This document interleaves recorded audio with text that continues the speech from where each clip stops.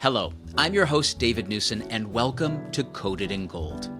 This podcast explores the fractured, beautiful pieces of our modern life through compelling stories and conversations with exceptional individuals. Let's get started. Welcome to Coded in Gold. On today's episode, I'm sitting down with the artist that inspired the title of this show, Peter Cochrane. I met Peter during my time with TEDx Soma, and he has continued to be a good friend and such a thought-provoking artist. I think the biography on his website describes his work best, so I'll just read it to you here. Peter Cochrane is a multimedia artist who depicts stories of resilience and metamorphosis through the lenses of horticulture, art history, and science fiction. Working between sculptural materials such as metals and botanical matter to digital imaging and experimental darkroom photographic techniques, he builds objects and elaborate narrative set pieces that explore fundamental questions of human existence and cosmic time. We talk about all of this and more in today's interview, so without further ado, here's Peter. Peter, welcome. Thanks so much for having me. To begin, I would love to hear some background on you, where you grew up, your early art life. I am not an artist, so like everyone listening to this, go easy on me. Sometimes I don't know the right questions to be even asking an artist, but I'm going to be doing my best. Well, I will help you out because I like to think that I became an artist to tell stories. So whatever the medium or whatever the project, even if it is this strange abstract thing, the goal is to have somebody like you look at it and go, I wonder what's happening here. And then to have me jump in and be like, well, let me tell you the history of magnolias and they're 95 million years old and blah, blah, blah, blah. So I love to tell all the stories. I love it. I was born in San Diego and say that I sort of grew up between San Diego and Montana, mostly San Diego, but periodically we would move up to Montana and then move back to San Diego. Okay. So it was this mix of, really lovely beach town and total isolation in the middle of nowhere, Montana. So That's different. Created some interesting interests. And then I'm not one of those people who grew up with a pencil in his hand and was always going to be an artist. Okay. I think that I was more of a child caretaker in a way. So a lot of my youth was involved with family and trying to help out there. So school is kind of a blur, and I didn't have big interests in going to college. My high school was pretty competitive. It was a nice public school in San Diego, but they had this route of everybody goes to college. So I was like, oh, okay, I guess that's what I'm supposed to do. Just knew I wanted to get out of California, so sort of arbitrarily picked somewhere where I had a family member and ended up in Illinois. And did 2 schools there and kind of just studying liberal arts, who knows what. And eventually I was like, this isn't it. And Chicago is cold and dark. It's very cold. Deep down, I am a San Diegan, so could not cope with 6 months of overcast weather. Dropped out, moved back home to San Diego, kind of became a little burnout for a bit. Okay. And then I was like, all right, let's do this school thing again. Well, actually, hold on. Yeah. Hold on. Okay, so you became a little bit of a burnout for a little bit. I love that word. Yeah.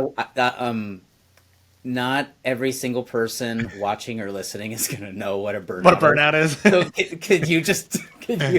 could you tell us what a burnout is? Yeah, I mean, there's the very real side, which was I was super depressed from Chicago, and I mean, lost a lot of weight. I was on the classic cigarettes and coffee appetite, plan. So once I was like, all right, enough of this. I got to do something and get back home and do a little better. I was 19. What do you want?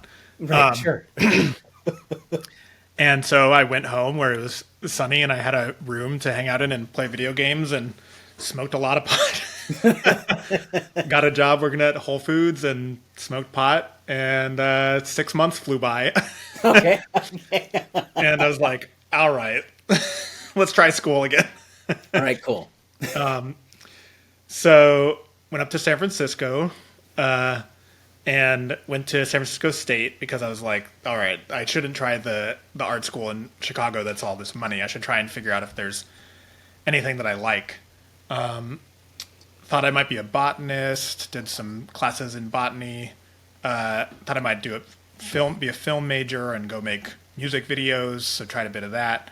And eventually, at the time, the program had you make a film, 3-minute long film on 16 millimeter, so an actual old school film. There was one lab that processed film in LA.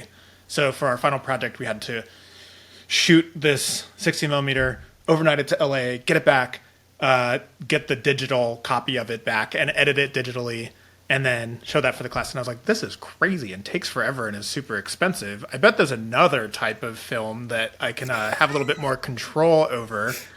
So switched over to photography, and that was sort of it. I mean, I had taken an APR history class in high school, and it was hard.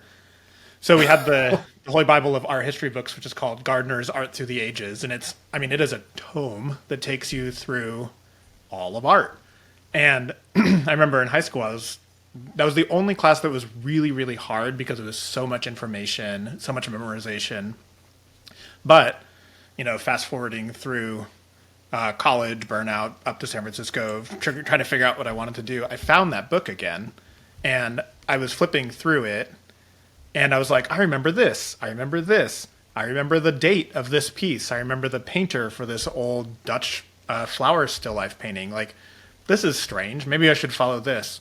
So I ended up dual majoring in studio art and art history, sort of simply because it was what stuck.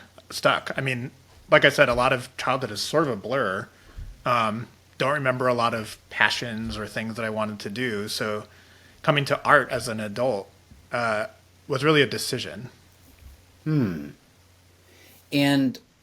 how does and I'll get to this too when we talk about how we met, but think a little bit about botany and how it's influenced your work. Like, where did that come from? Yeah, it's all over, right? Right. I mean, it is everywhere, but we don't necessarily name it. Yeah.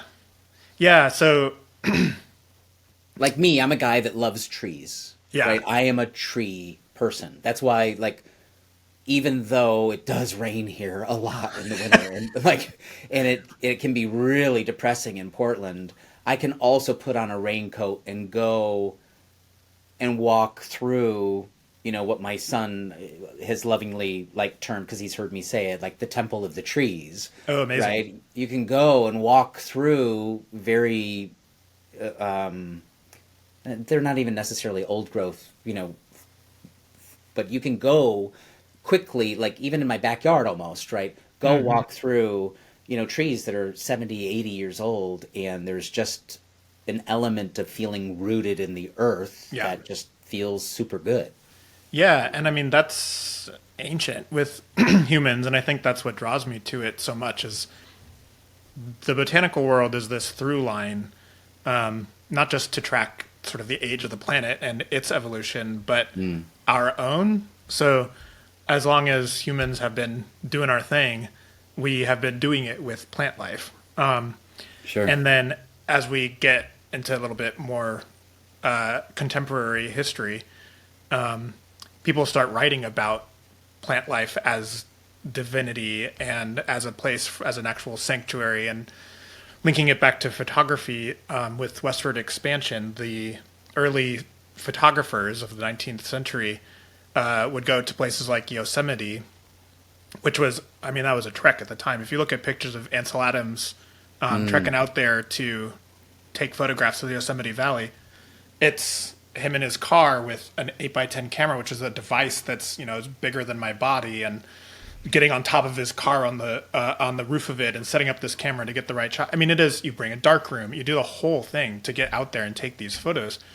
And he and others start writing about it as a divine space, which is one of those things that feels odd to put into words, but when you're among them, among the trees, among the rocks, among nature in this quiet place, it feels like you're part of something else. I used to say when I was growing up in Montana, I grew up as the son of an atheist scientist. And when we would be in Montana, I would look at how big the sky was and how beautiful the trees were. And I was like, sort of get why people believe in God now. Wow. So, yeah, I mean, plants for me are very much, there are a lot of parallels to human existence. And at times I call them out quite explicitly. There's a project where I wrapped the manzanita tree and its branches, which are kind of blood red. And the larger branches, the trunks, look like musculature. So they've got this red veining. They're very smooth. And I wrapped those in gold sewing thread as kind of this spark of life, or a beginning and an end, or a transition period for the human body. And they also, they live about 60 to 80 years, similar to humans. Other plants live for hundreds. They're just, for me, they're kind of a little bit of everything. So you mentioned going out, Ansel Adams going out and filming the Yosemite Valley for the very first time, and how folks writing about those experiences started talking about it in this divine sense. And I don't know that, and I mentioned earlier, like, okay, I'm a tree guy. Before I did TEDx Soma, and that event in 2017, I had to attend, in order to get my license from TED, I had to actually attend a big TED event. And so I did, and I was in Banff, in British Columbia. Cool. Actually, is it British Columbia? No, I was in Banff. I have no idea if it's in British Columbia. Maybe it's Alberta. Near close. Montana. North. Yeah, Yeah. for sure. Close. And I was sitting in the audience, and I'll never forget, it was a time period. I brought my husband on the trip. He wasn't attending the TED event, but I was. And so he was off kind of doing, touristy things like, visiting a glacier or whatever. And I was, attending these activities at the TED event, but also sitting in the audience for the recordings of like TED Talks. And one of the speakers at this event was Suzanne Simard, who's the author of Finding the Mother Tree. Whoa. And she was giving a talk based on her life's work, where as a scientist, she set out to prove, or she had a hypothesis, that trees communicate with each other. They talk to each other. They send, nutrients and things through their root systems. And then she was basically giving this talk about how that has actually changed how the forestry industry, they used to clear cut areas of trees, just take them all down. After her research and her scientific research, they now leave one mother tree for, every so many, I don't know, hectares or whatever, they leave a mother tree. Because she proved that Doug firs and birch trees even, so it's not just one species to the same species, but they can share between species. They transfer carbon, but they need a medium, and that medium is mycelium. So it's like fungi, cool. Right? And she tells this whole story, and it was the first time in my life I heard someone talking about nature and the natural world. And maybe it was like, I don't know, my husband and I thinking like, oh, we're going to have a baby soon, and like we're planning, and we're like, but I was literally weeping in the audience because she's talking about the natural world and how trees, mother trees, before they die, actually send out all of their nutrients and information out to all the saplings. Like, it's almost like they know what's coming, and they let it all come out. So incredible. And then they die, and then that's it. And that's why they now leave mother trees, because what they're doing is they're passing along like genetic information on how to be resilient to like, pests and things that can infiltrate a forest. And without them, they're very fragile. And then as a result of her like life's work, like we're changing the natural world around us by actually letting them kind of be, right? Yeah. Oh, so good. And so that was one of the first, times and places where I was like, oh my gosh, this, so that's why I kind of like, I wanted to bring that up. But I also want to bring you back to your earliest college work.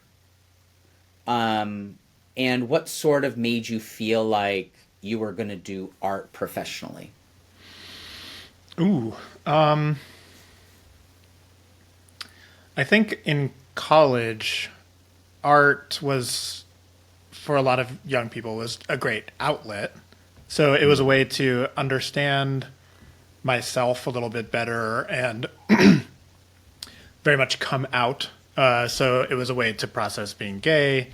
I made a lot of raunchy, strange, gay, black and white darkroom photographs that I spent way too much time trying to get the shadows and the highlights just right on my ass or something.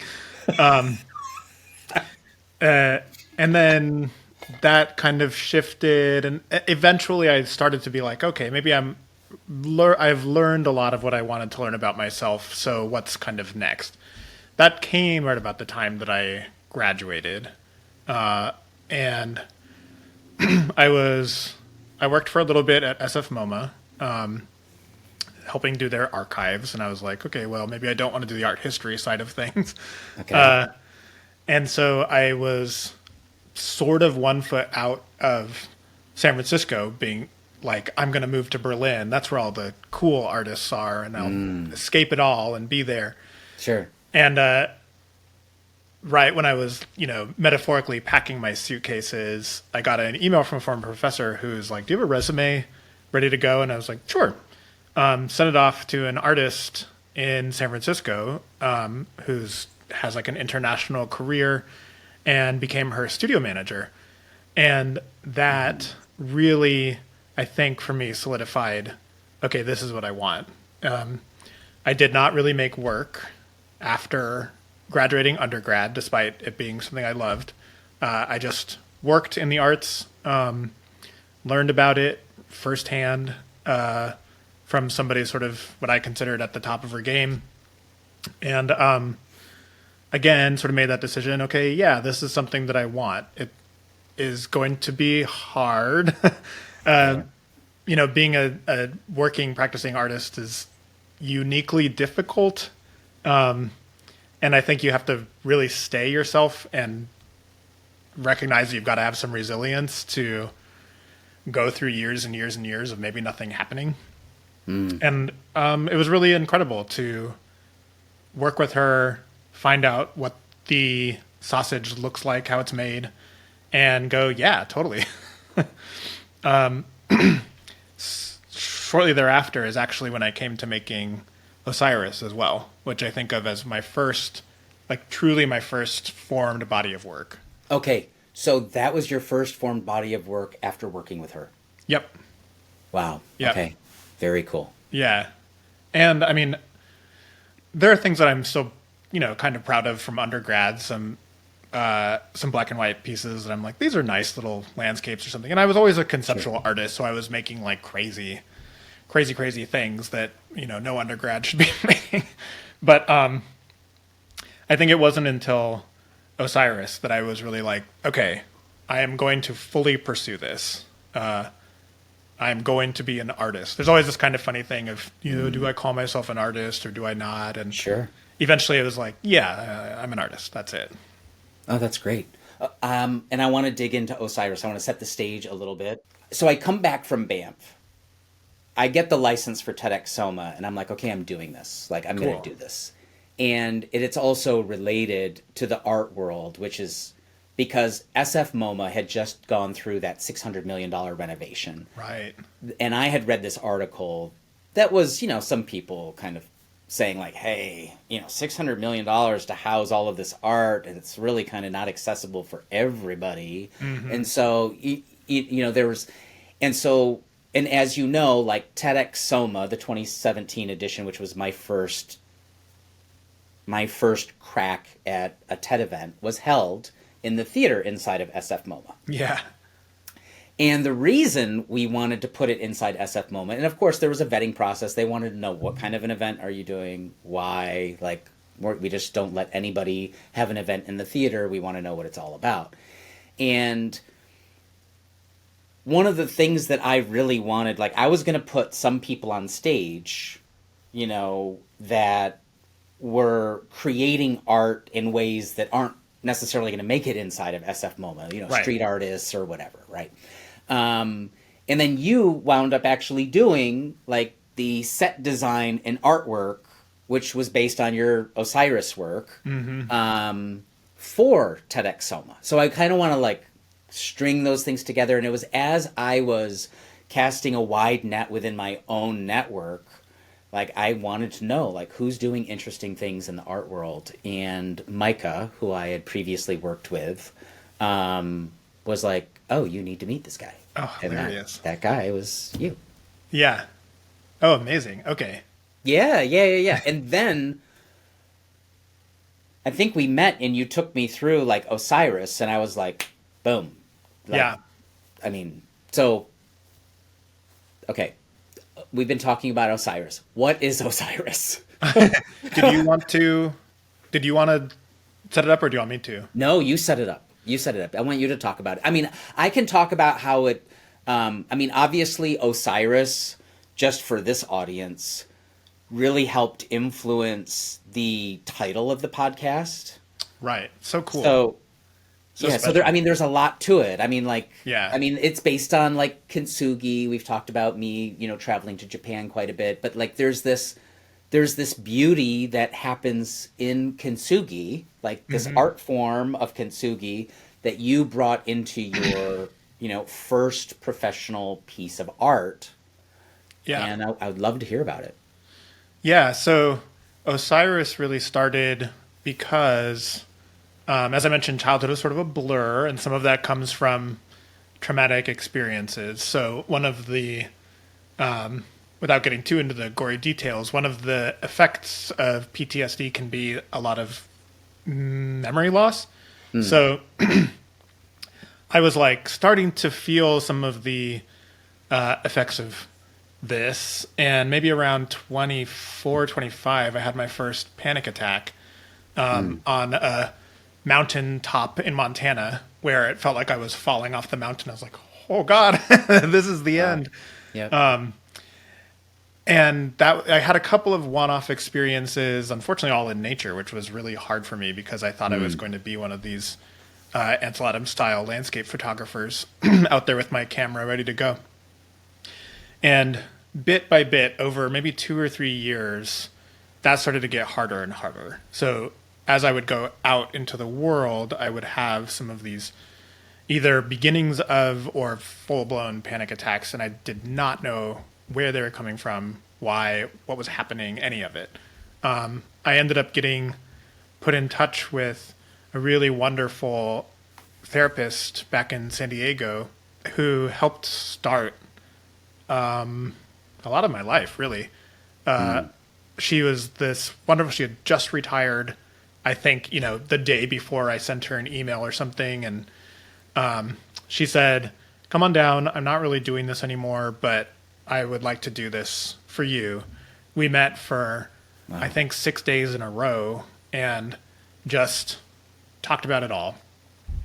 Somewhere in there, I had this almost kind of like a glimpse into the Osiris project. And I thought, all right, I'm 27, I'm turning 28.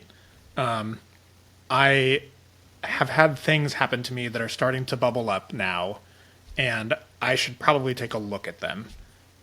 We were doing this work of taking a look at all of this stuff, and in that I thought, all right, I've had these kinds of ebbs and flows of trauma and recovery sort of since birth. I'm interested in and excited about the man that I'm becoming at, 27, 28. There have been some real hardships. I was very depressed in Chicago and dropped out, did my thing there.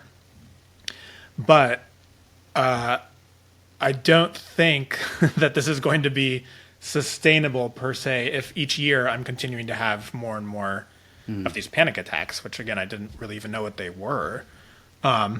So Osiris came in a glimpse of how can I look at these moments in my life, not necessarily as a continued source of pain, but as something that has helped me become the man that I am, which again, I'm like, oh, I'm kind of cool with who I am. I'm a good guy. I've got friends and I'm making it in the world. Sure. I'm not I wasn't a really sad person, but all these things were still coming up. So how do I look back at them and go, you know what? Yes, bad things have happened. They're turning me into the person that I am, or they have helped to turn me into the person I am. And that's somebody I like. Let's think about this in a helpful, beneficial way of creating character. I wanted to sort of honor these moments in life. So I made a life mask, essentially, more popularized as death masks. So when somebody would die, they would make a plaster mold of their face. And I thought about this probably because at the time, if the medium was plaster starts getting really hot and can burn you. So it was like, maybe a little easier to do that on the recently deceased. I mean, sure. Abraham Lincoln had a couple of life masks made, and I was like, oh, ow. Wow. So I made a life mask at 27 and made one from this sort of master mold. I made one porcelain mask to represent each year of life.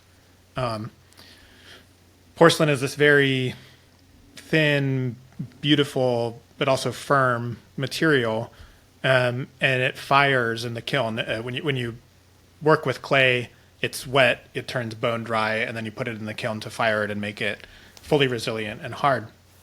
Fires is beautiful white. And what I wanted to do was to create one mask for the first year of life that was kind of untouched. You come out into this world as this pristine little baby and don't know what's up. And then have these successive trauma and recoveries, but again, in a way where the recovery was almost more important. So I looked at Kintsugi, the Japanese art of ceramic repair, where if a vase or a platter or something typically used as an object breaks, instead of just throwing it out, you repair it and highlight that fissure with gold. So the broken part of this vessel, it becomes part of its history in an exceedingly beautiful way. So making each of the masks, I would break them to varying degrees to kind of go, okay, maybe around like age 6 or 7, there was a big event here. Let's show a bit of that. And then show these years of recovery. And then, okay, maybe around 11, 12, something bad happened, show a bit of that. And through the series, you'll see these ebbs and flows from age 1 to 28, where by 27, I had what essentially felt like an erasure of identity through these continued panic attacks and it getting worse and worse and worse to the point where shortly before you and I met, actually, I was pretty close to bedridden for about 2 weeks, just in a constant state of a fit of pique. And the year, so 27 is this kind of full erasure. There's a fully gold sort of hole where my features should be. And then by 28, which was the year I was when I put the show on, you see all these fractured pieces, but the face is coming back together. And something that I really loved as a sort of background to the making of that show was my friends actually helped me make the 28th mask. So I was putting on the show, and it was a very technically complicated show to put on, a lot of sculpture and these hanging flowers. And I was kind of like directing all of my friends back in San Francisco to put the mask there, hang the flowers here, while trying to finish this 28th mask. So and I was finally like, I can't do this. Can you help? And I had friends there helping to outline all the fissures. And they, for me, were a real part of coming back to figuring out who Peter was again.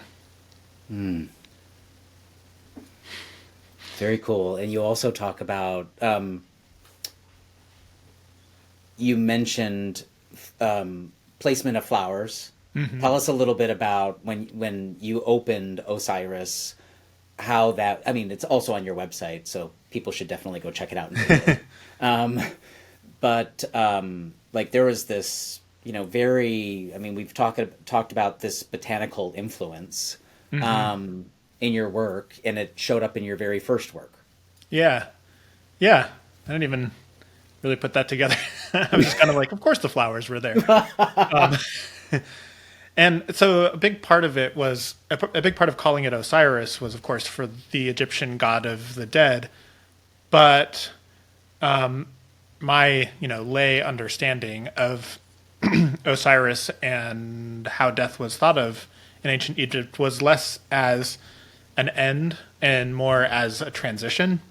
Sure. So the project was very much about metamorphosis. And while I was thinking of these as death masks, it was kind of like the end of a cycle that moved into another. So for me, Osiris, the god, became very much like a testament to what I was trying to say with the project. And flowers are also always that bit of metamorphosis. So they're essentially just the sex organ of a plant, and without a flower, most plants can't reproduce. But they're these beautiful things that put out all this chemical energy to smell nice and look nice and attract things, bugs, or even at this point humans, to go through and help them reproduce. Yeah. And so they are very much the life cycle. Through plant reproduction, they create the seeds that then create the next form of life. It's how they pass on their genetic information and adapt, evolve, change. As you were saying with the mother tree, as trees sort of put their nutrients back in, it's the cross-pollination between plants that keeps the species robust. So I was like very interested in having a super overwhelming sensory experience with flowers, because the masks are so kind of subtle in ways. And in the gallery that it first took place in, you walked up a ramp. It was called Incline because it was a former mortuary in San Francisco that just had this ramp so that you could wheel bodies up and down. There was an embalming room at the top floor, so you could wheel a body up, embalm it, bring it back down. And interestingly, as just a bit of information, San Francisco eventually exhumed all of the bodies and moved them out of San Francisco because it's such a small geographical territory. And I think there are 3 cemeteries left that are all historically preserved. So this gallery itself was about kind of death and transformation. Oh, that's great. Wow. I decided to use the stargazer lily in this sort of conical shape in the center of the gallery, which, because it's a ramp, it had huge, 30-foot ceilings or so. Created this cone shape of these flowers coming down. Also because lilies were used to mask the scent of death. So I thought it was kind of a cheeky little thing to come into this former mortuary and be like, whoa, there are hundreds of lilies in here just assaulting me. That'll smack you in the face. And so hanging them upside down too allowed me to put them in these watertight vials. They're used usually for transportation of flowers, but being hung in those vials, they had just enough water to bloom and then die over the course of the show. When I saw it, and then maybe you can talk a little bit about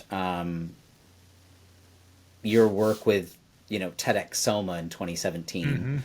The set on stage was based on your Osiris work, and we were like, oh gosh, like how do we bring that to, and the theme for our event was subject to change. It was, So it was very much an event where we wanted people to have an idea about what it meant for humans to experience a metamorphosis. For folks, and and our speaker lineup was, oh gosh, it just ran the gamut, from artists to authors to performance artists. And actually, if you want to check that out, like the TEDx Soma 2017, I think those videos are on YouTube where you can actually see your background work as well. But if you want to talk about that just briefly, that would be awesome. Yeah, it was neat. It was one of those fun things too, being an artist, where I really like commission work, which was kind of what the TED stage was. For sure. Because a client has needs. So you all had a stage, and halfway point, that stage has to be cleared because you're going to have dancers. And I was like, okay, yeah, we can do this. So it helps as an artist to work through this kind of problem solving. And that's what I love. I mean, I love every project having some new puzzle to figure out. And so ours was, how do we take this show, which was porcelain sculptures of my face, and turn it into something that can be legible to an audience in a theater that SF MoMA theater was beautiful, went back pretty far, don't need people pulling out their binoculars to see the stage or anything. How can it move? How can it effectively work with your theme? And so what I ended up doing was taking photographs of all the masks on a black background and lighting them in this way where the features are very soft but still there, and you really see the highlight of the gold running through each mask.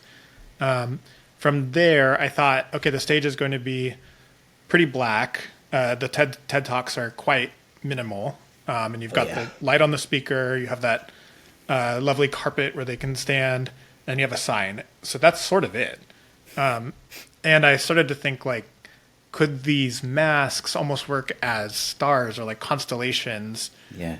I really like work that that uses beauty as a lure. So you see something and you go, oh, that's really neat. I wonder what that is, how it was made, what happened behind it.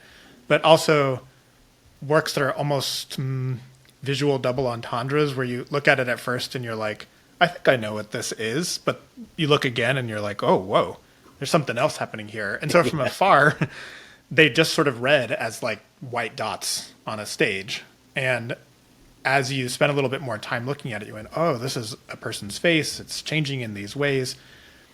I think that it was successful for that talk in particular because it didn't overwhelm what the speakers were trying to say, but sort of allowed people to connect what people were saying with lifelong change.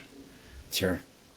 Yeah, one of the things that I and why it hit me so profoundly was when you see and when you see the masks and you know and understand like just the arc of the story that you're telling, right? To me, what I was taking away was, gosh, like when you take something so perfect and it breaks and it's repaired again, in many ways, and when that process happens again and again and again, and especially, it's also interesting, especially when it relates to human beings. If a human being gets to a point where we break down so much where we don't actually know and understand who we were or who we are going to become, and we're in a place, there's something beautiful when you make it to the other side, when you look back, and also when you even look in the mirror. Sometimes you're so much more beautiful than you ever were. Totally. Right? There's something so much more beautiful than the original perfection of what it means to be like this perfect, human being. And it's, even if we take it to people's careers, right? Like whoever said like the people with the perfect background who went to the perfect schools, who were always the perfect smart and like check, check, check, check, check. Oh, they're smart. Oh, they're beautiful. Oh, they're this. Oh, they must have everything. Those usually aren't the most interesting people in a room, right? Let's just face it. The most interesting people in a room are people who have stories about what it means to be human, and what it means to be human being challenged, breaking, hopefully moving on, productively in some ways, healing. And it's messy too, right? Yep. So in all of its messiness and all of its like perfection to messiness to being put back together again, many times when I look at Kintsugi, what's repaired is so much more beautiful than its original state. Absolutely. I was kind of thinking about the people in the room, and this is just an aside story, but my dad was the head of a research lab, scientific research, and he had to hire people, of course, bring in interns, bring in everybody else. And he said he sort of fell into science in the way that I fell into art. And he was not the best student. He was more of a tennis player, as he always told it. And he said, well, in college, I had to finally give up playing pool because I needed to get my grades up if I wanted to be a doctor. And when he would hire people, he said he was more interested in the C and B students than he was in the straight A students, because they were typically the ones who were thinking about things in a more complicated manner. I'm always like, well, oh, great. That justifies my B's and my dad. Oh, that's fantastic. Shot himself in the foot there. Yeah. You mentioned that the sensual world ties into, this theme. Mm-hmm. And it goes through the seasons in photography over the course of a few years. But like, was that before or after you moved to Richmond? Kind of what's the interplay there? Yeah, the sensual world came about shortly after moving to Richmond. So Osiris happened, 28th year. Things are starting to maybe get pieced back together a bit. I'm starting to learn about panic and anxiety and how to walk around the world again. I mean, quite literally, it was how to go buy groceries again, how to cook food, how to go out to a friend's house. So some of that was coming back, and I was thinking like, all right, I need something as a big shift to help me into this next stage. San Francisco is becoming wildly expensive. I was thinking I could really use the help of a therapist, particularly one who would help me work through outdoor exercises. And I mean, San Francisco is, every person you called, $350, $400 a session. And I was like, wow. Oh, I'm that poor artist that can't get dates because he's an artist, So I started looking at grad school and thinking, well, what could grad school present to me as doors that are closed that I don't know are closed? What could I learn from having 2 years just to make work and not have to focus on making money at home? So I started to look at smaller cities outside of California, found Virginia Commonwealth University, and public school, which was continuing my public school arc. Sure. And applied, got in, and got on the plane, which was the first time I had left San Francisco's 7x7 border in about 5 years. Oh, wow. So it was really just a huge life shift. About halfway through grad school, I started working with a therapist here who would go out on walks with me. Well, first it was meet at a park bench and sit until my panic attacks would overwhelm me and I'd have to leave and get back in the car and go home. And then those got a little easier. And then it was, okay, let's meet at the start of a trailhead at the river and just sit there. And then we would just sit there. So it was over 4 years, this slow exposure therapy of reintroducing myself to the world, the natural world, which I had lost, truly lost. And throughout those walks, I picked up my camera again. Like I said, I thought I was going to be one of these West Coast landscape photographers, always with this camera in his bag. And I lost the ability to do that. So I became a studio artist, which was also led to the creation of Osiris. And on these walks, I was like, oh, there's something that I have missed all these years, and that's my camera. So I started bringing it along, and it was really this stabilizing force for me. I mean, I would start to feel a little bit of wave of panic or something, and I would hold my camera and load the film and all of these muscle memory things that I loved. Took film photographs for the 4 years, finally developed them all. And as I was scanning them and looking at them, I was like, these are really pretty. These landscapes are just pretty pictures of a river, nice flowers in bloom.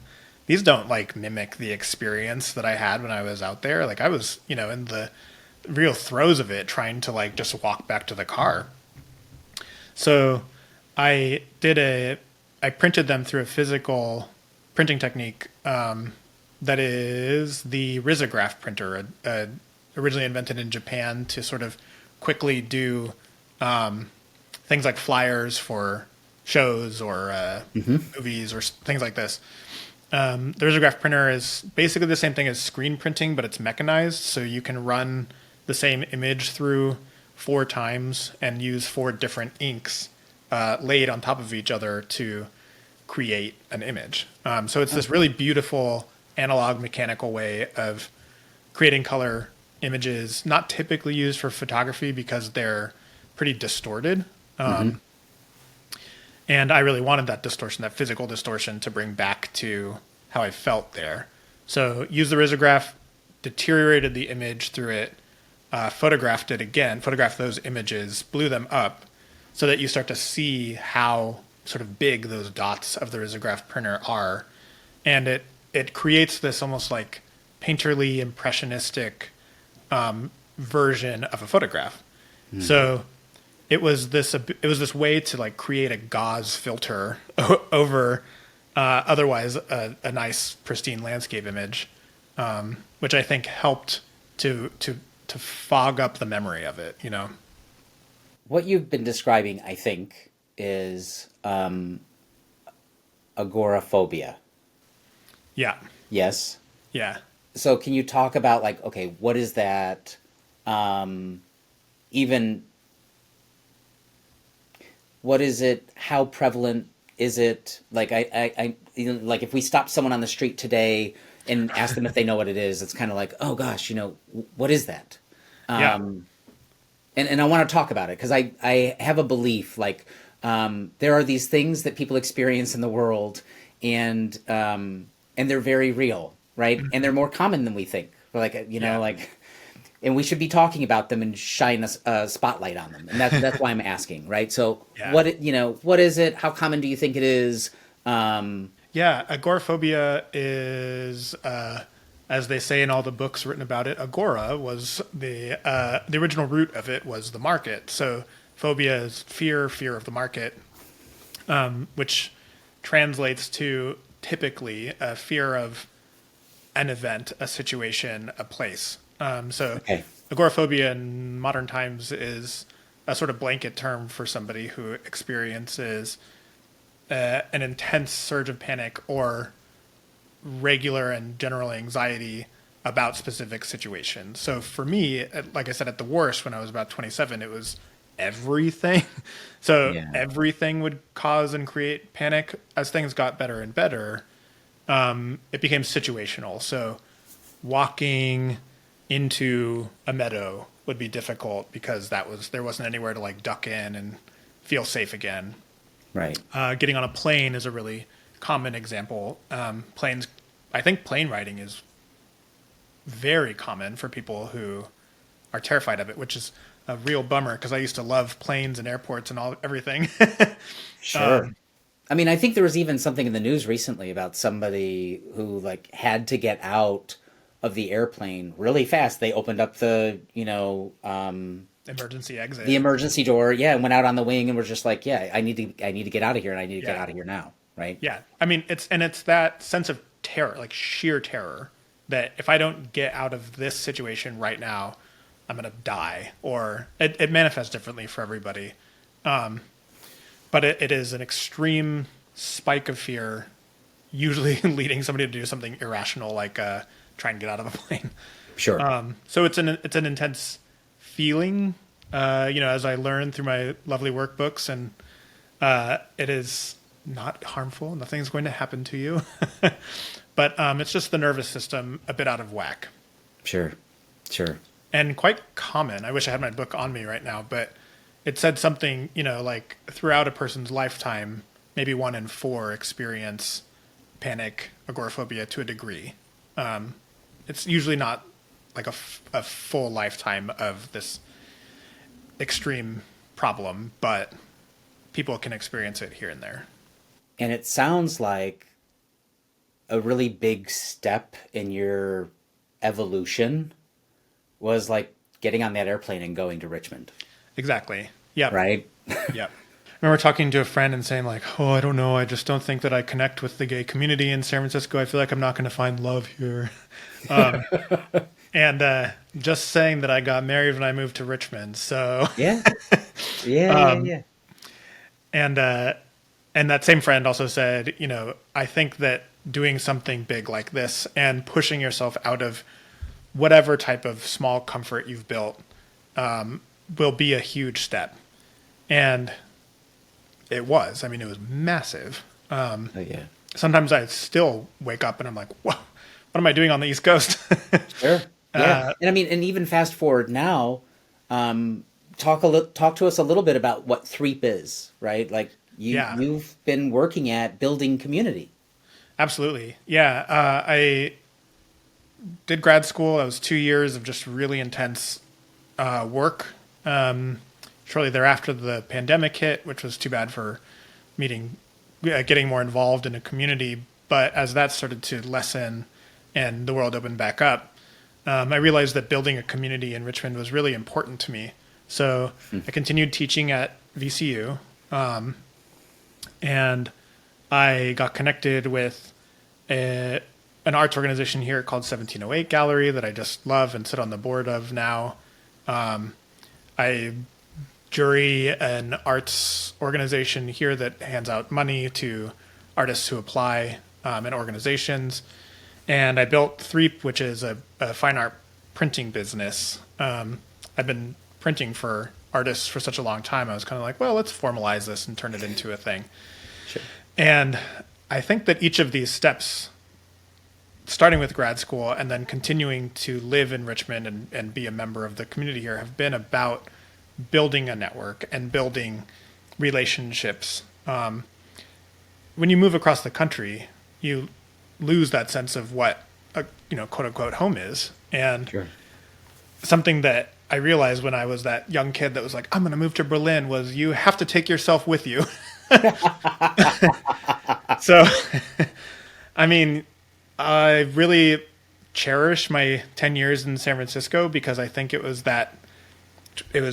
I turned 20 and then I turned 30 and then I left. And I can look at that time and just go like, wow, I learned so much. I grew so much.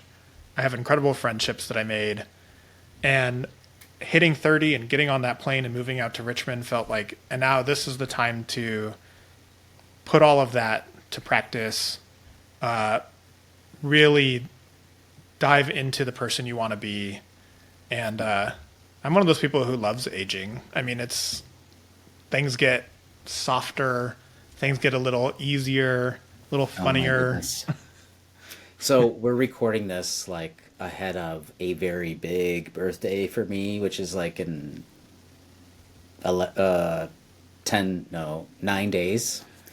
What's it going to be? And so I appreciate you saying that. Although, and I never really thought of myself as like a really vain person. Mm-hmm. There's parts of aging that I absolutely love. Like some of the softer things, right? There's other things I don't love so much, but it's not like I don't have an acute reaction to it. Like it doesn't impede me from like going about my daily life. But like, there's like simple things like, oh, am I actually going to go all white? Like I do. It's an open concern. Oh God. I mean, the amount of times that I'm at a red light and I'm looking in the mirror and I'm like, how do I get rid of this? But if you don't look in the mirror, everything's good.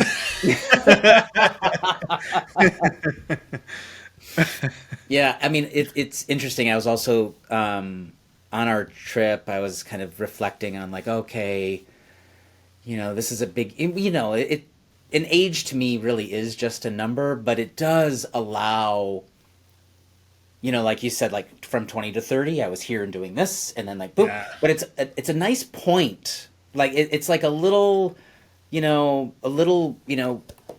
piece, pencil on the paper, like a mark in time that allows you to reflect and also think about the future. And I was doing a little bit of that on our vacation recently, and I was just thinking about like, oh my goodness, like in some ways, look how far you've come, and in other ways, like, gosh, look at all the opportunity that you have. And like one of those big things for me is like, I really want to be a good dad. Like that is like my North Star is like my son. Not that he is everything, because he's not everything. That would not be healthy. Yeah. Yeah. Right? That would not be healthy. But the beauty to having him, in my life and being my North Star allows me to think differently about priorities and what's really important at the end of the day. Mm-hmm. And I know for me, when I started this podcast, and I owe you a huge debt of gratitude. Like its name, the derivative, like where its name is coming from, was inspired by like I did not know what Kintsugi was until I met you. Right, so I had no history, no previous record of knowing and understanding what it even was. And then the way that the Osiris project actually introduced me to it was such a different way that what you traditionally, you usually see it like on shelves, right? Like it's like, oh, this is Kintsugi, or sign up for a class. You can learn how to do Kintsugi on your own. Yeah. Right? Like, and this was like not that. This is like, no, this is someone's life cast in porcelain, broken and repaired over and over and over again. Mm-hmm. And so you see this timeline of someone's life.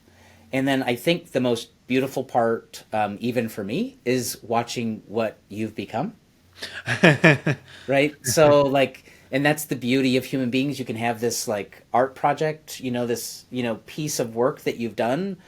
And then the people who know you, even like people who don't necessarily know you well, can track your trajectory over time and kind of sit back in awe and wonder and delight. I mean, it's so lovely. Like one of the big parts of being an artist is outreach, right? So much of my time is behind my computer, just emailing people and trying to be like, look at me. But I have this list of people that I email, and you've been on it since the beginning. Oh yeah. And I mean, it's always been so sweet to like, when I go through my list and look at all the names, be like, oh, there's David. I know that David's going to get this, and he's going to see that something new has happened from what really was the start of being an artist. So it's always been a sweet feeling. Oh, that's great. Cool. Thank you so much for being on the show. Absolutely. Thank you for having me. Yeah, awesome. It's been wonderful. Thank you, Peter. Thanks for listening to Coated in Gold. I've been your host, David Newsom. If you liked the show, please leave a review. You can also follow Coated in Gold on our socials for more updates on upcoming episodes. Links are in the description or show notes. Next episode, I'll be speaking with the street artist Finch, best known for his honey bears found all over San Francisco and the world. You don't want to miss it. Thank you, and take care.